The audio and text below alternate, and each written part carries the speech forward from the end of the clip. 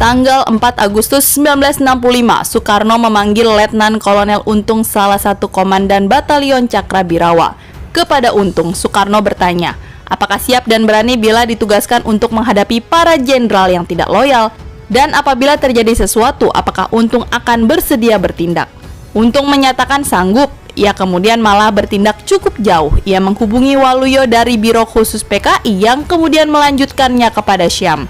Bahkan Syam mengembangkan informasi ini menjadi suatu perencanaan menindaki para jenderal tidak loyal itu melalui suatu gerakan internal Angkatan Darat. Perintah Soekarno kepada Letnan Kolonel Untung ini telah menggelinding begitu jauh sehingga akhirnya justru terlepas dari kendali Soekarno sendiri pada akhirnya.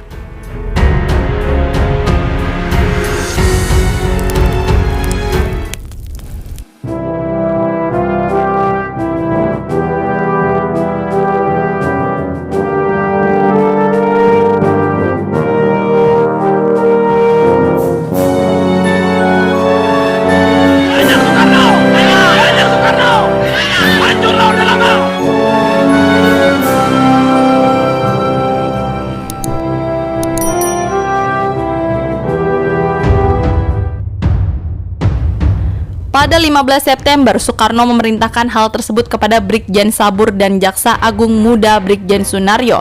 Lalu pada 23 September pagi di serambi belakang Istana Merdeka terdapat laporan Majen Mursyid bahwa ternyata memang benar jenderal-jenderal yang Bapak sebutkan itu tidak menyetujui politik Bapak dan tidak setia pada Bapak. Soekarno berkata harus dilakukan suatu tindakan yang cepat. Ia lalu bertanya kepada Sabur bagaimana mengenai perintahnya beberapa hari yang lalu untuk mengambil tindakan terhadap jenderal-jenderal tersebut. Komandan Resimen Cakrabirawa itu lalu melaporkan bahwa rencana penindakan itu telah dibicarakannya dengan Brigjen Sunaryo dan Brigjen Sudirgo. Tapi untuk pelaksanaannya masih memerlukan persiapan yang lebih teliti lagi. Soekarno lalu mengulangi lagi perintahnya kepada Brigjen Sabur, Brigjen Sunaryo, dan Brigjen Sudirgo yang tidak hadir pagi itu karena ke Kalimantan untuk segera mempersiapkan penindakan.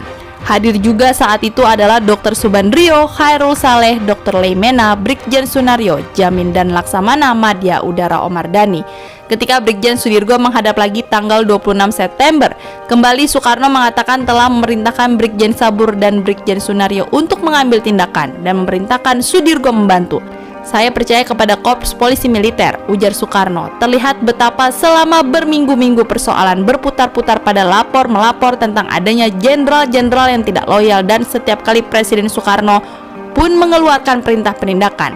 Namun rencana penindakan itu seakan jalan di tempat.